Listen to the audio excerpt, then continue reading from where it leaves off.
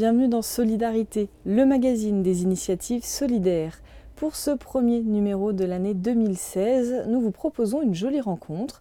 L'Or de l'Habit a créé une librairie itinérante. Dans ce camion, plus de 600 livres sont à découvrir sur l'univers du froid. On regarde le 60 secondes pour comprendre.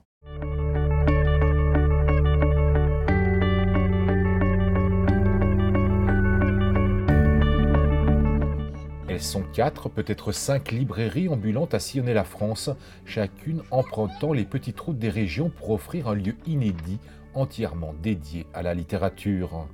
En Savoie, Adélie et Flocon ont débuté leur tournée au mois de décembre 2015. Spécialisée en littérature jeunesse, une littérature originale et innovante, la librairie ambulante de l'Or de l'Habit sillonne la Tarentaise, la Maurienne, le Beaufortain, les Aravis, le Val d'Arly et les Bauges. De station en station, de village en village, elle souhaite ainsi semer l'envie de lire là où elle s'arrête en proposant une littérature vivante et amusante. Adélie et Flocon, un jour par-ci, un jour par-là. Nous sommes donc à Notre-Dame-de-Bellecombe, je suis avec L'Or de l'Habit. Bonjour. Bonjour. Alors vous avez eu l'idée d'ouvrir une librairie itinérante avec là ce camion qu'on voit derrière nous. D'où vient cette idée? Alors, c'était une idée déjà de travailler autour des livres, mais avec un concept et de les vendre d'une manière un petit peu différente et de créer quelque chose qui n'existait pas encore aujourd'hui. Et deuxième idée, en plus de ce côté un petit peu innovant, c'était d'amener le livre là où il n'est pas forcément et d'essayer de le faire vivre et de le faire découvrir aux enfants et à leurs parents. Ça aurait été plus facile d'ouvrir une librairie classique? Alors je ne sais pas si ça aurait été plus facile parce que c'est compliqué d'ouvrir une entreprise, mais en tout cas il y aurait eu beaucoup plus de bases, de contacts avec qui on aurait pu discuter parce que là c'est un petit peu nouveau, il n'y en a pas beaucoup en France. Donc on a dû, en plus d'apprendre le métier de libraire, parce que moi je ne suis pas libraire à la base, j'ai dû essayer de voir comment on aménageait un camion en librairie, comment se faire connaître des distributeurs de livres et des maisons d'édition pour qu'ils aient envie de travailler avec nous et aussi d'expliquer le concept aux stations, aux mairies avec lesquelles on a envie de travailler. Donc c'était différent et c'était pas forcément facile. Alors pour mieux comprendre comment ça se passe, tout simplement, quand vous arrivez dans un village, Jean-Paul Crespi a assisté à partager une matinée avec vous. Vous organisez aussi des ateliers. Ce matin, c'était un atelier dessin. On regarde le reportage et on se retrouve juste après.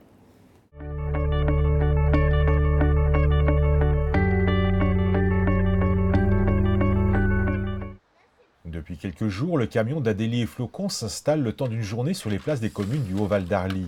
À son bord, 600 livres jeunesse pour permettre à tous de découvrir une littérature de l'hiver et des contrées polaires.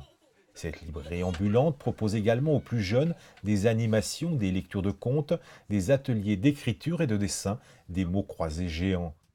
À l'heure d'Internet et des librairies virtuelles, Adélie la Marmotte et Flocon le Manchot donnent vie à un lieu bien vivant.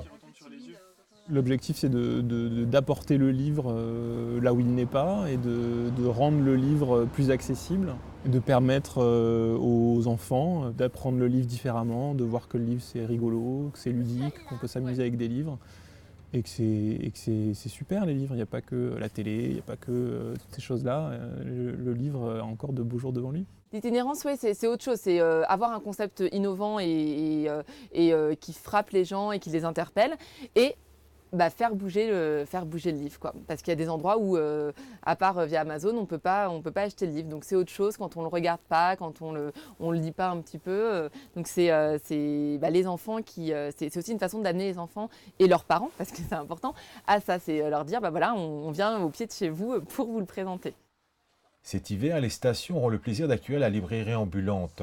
Et dès le printemps prochain, les communes de Maurienne et de Tarentaise pourront elles aussi profiter de ce lieu entièrement voué à la lecture. On a eu l'idée d'une librairie déjà qui en soi-même est ludique et rigolote parce que c'est un camion et que les enfants du coup ils ont un premier côté un peu émerveillé en rentrant dans le camion.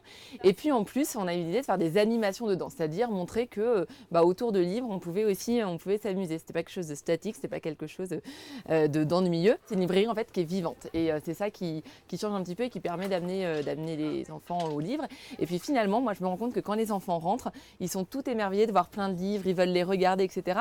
Donc je suis pas sûre que ce soit un objet qu'ils n'aiment pas, mais par contre c'est un objet qu'il faut leur présenter de façon amusante. Si cette librairie ambulante semble naviguer à contre-courant, elle n'en demeure pas moins attachée à promouvoir des valeurs humaines, qui sont le terreau de toutes nos histoires. Histoires à raconter, contes et légendes à s'approprier, autant de belles aventures à partager avec Adélie et Flocon. Alors on vient de le voir dans le reportage de Jean-Paul Crespi, dans ce camion vous ne faites pas que vendre des livres. Non, on propose aussi des animations pour les enfants donc de 2 à 12 ans.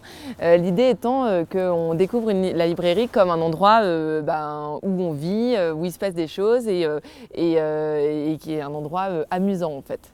Vous l'avez dit un petit peu tout à l'heure, l'idée c'est d'aller là où il n'y a pas forcément de librairie, de bibliothèque, en tout cas là où il y a des... Vous amenez la lecture vers les gens, quoi. Ouais. Il faut aller les chercher. Oui, je pense que c'est pas l'objet ou le média le plus en vogue en ce moment. Donc du coup, l'idée, c'est effectivement de le faire découvrir autrement. Par des jeux et par des lectures, ça peut passer par là. Mais aussi, rien que par le fait d'avoir une forme différente. Et les enfants, quand ils rentrent dans le camion, ils sont déjà émerveillés en rentrant. Donc c'est assez rigolo à voir. Et après, quand ils voient qu'il y a des livres, ils vont vers eux. Donc c'était trouver la forme qui les intrigue et qui leur donne envie de découvrir le livre. Pourquoi le livre pour enfants ? Alors moi j'aime beaucoup les livres pour enfants, j'adore cet univers et il y en a plein, donc c'est vraiment un univers super riche. Et puis après c'est aussi dans le secteur du livre, un secteur qui fonctionne bien parce qu'on continue à offrir des livres pour enfants, c'est un beau cadeau. Et moi je pense que la lecture c'est quand même quelque chose qui est encore reconnu et que les gens aiment faire, donc c'est aussi une façon d'attirer et de vendre les livres qu'on a dans le camion. Vous avez fait un choix aussi, vous avez choisi un univers particulier. Ouais. Vous rajoutez des contraintes. Oui, c'est ça. Ouais, je n'arrête pas. Mais alors là, c'est vraiment un thème un petit peu, un intérêt personnel, parce que j'ai beaucoup voyagé dans ces contrées avec mon conjoint, donc c'est quelque chose qu'on aime beaucoup.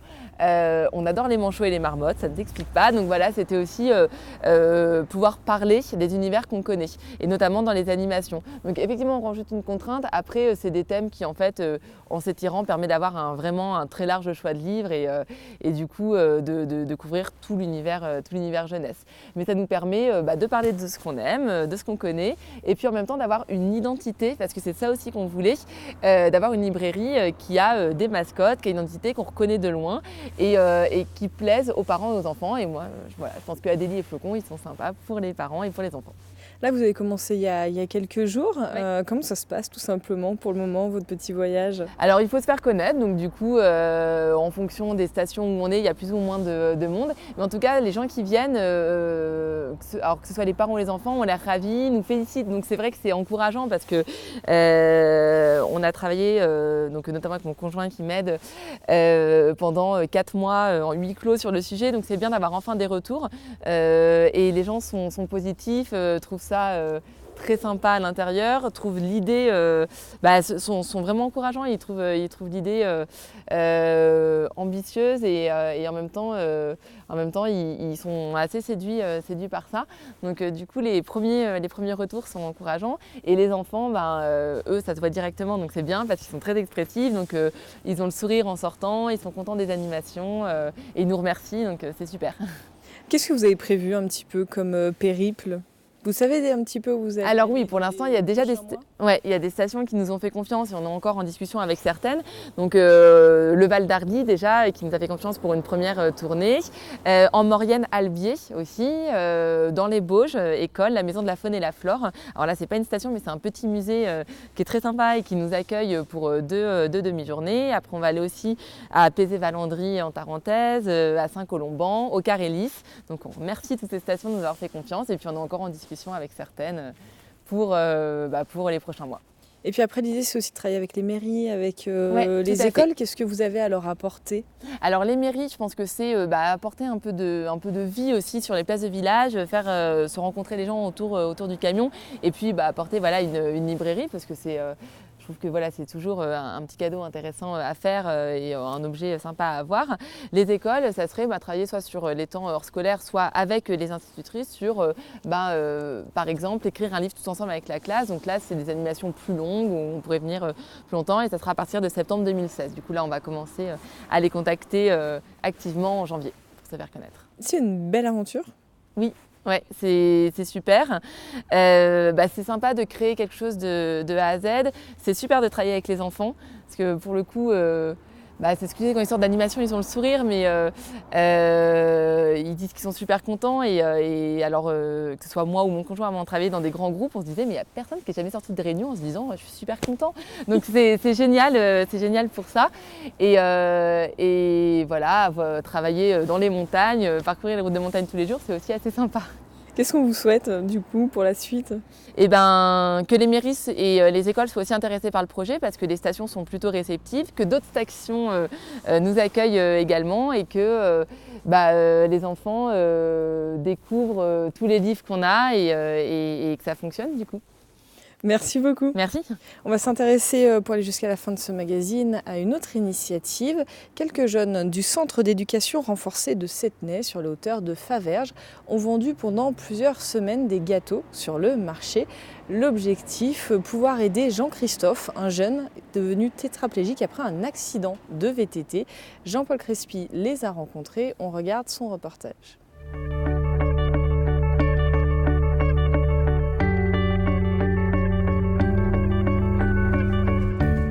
Depuis 2 mois, 2 adolescents du centre éducatif renforcé de Settenay proposent des gâteaux et autres friandises sur le marché de Faverges. Des gâteaux fabriqués la veille au soir dans la cuisine du centre. Leur objectif est simple, donner spontanément du temps et de l'argent pour venir en aide à un jeune homme tétraplégique victime d'un accident de VTT. Un jour, on va à la boulangerie, on voit une boîte où dedans on met de l'argent, on voit cette annonce. Du coup, on décide de faire quelque chose pour lui.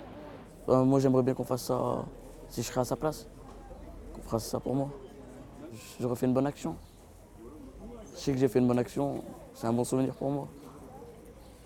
L'objectif pédagogique, ce serait de donner du temps pour les autres. Et ne pas prendre du temps que pour soi. Voilà, et il donne un peu d'eux-mêmes pour les autres. Voilà. C'est le côté humain, c'est la valorisation de l'estime de soi pour nos 2 jeunes.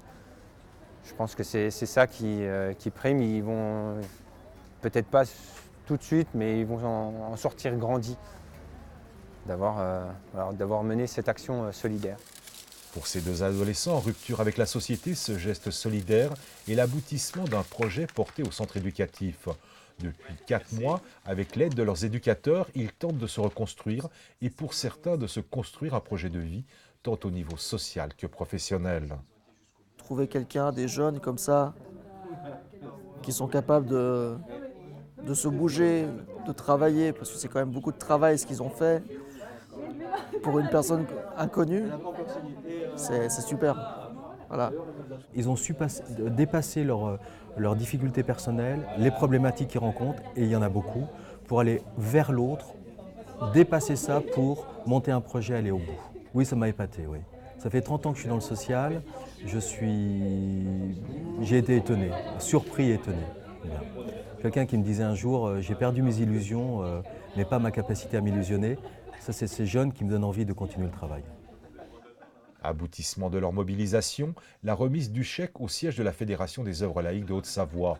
Une rencontre chargée de sympathie pour nos 2 compères qui garderont longtemps en mémoire le sourire de Jean-Christophe.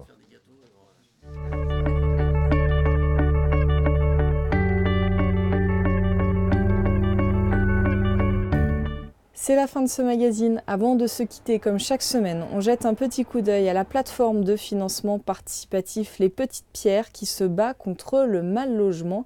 Regard aujourd'hui sur ce projet mené par 2 associations, La CIMAD et l'association Les Petits Chantiers de la Vie à Massy ont décidé de s'unir pour accompagner des enfants de réfugiés politiques. L'objectif est de rénover, aménager et décorer un espace au sein du Centre international de la CIMAD pour les enfants et leurs familles. Ces deux associations font appel aux petites pierres pour financer l'achat du mobilier et du matériel pour la décoration et l'aménagement de la salle. Alors pour en savoir plus sur ce projet et surtout pour le soutenir, une seule adresse, lespetitespierres.org. Et puis une autre adresse à noter, c'est bien sûr solidarité@tv8montblanc.com pour nous faire partager vos coups de cœur solidaires. On se retrouve la semaine prochaine, même heure, même jour.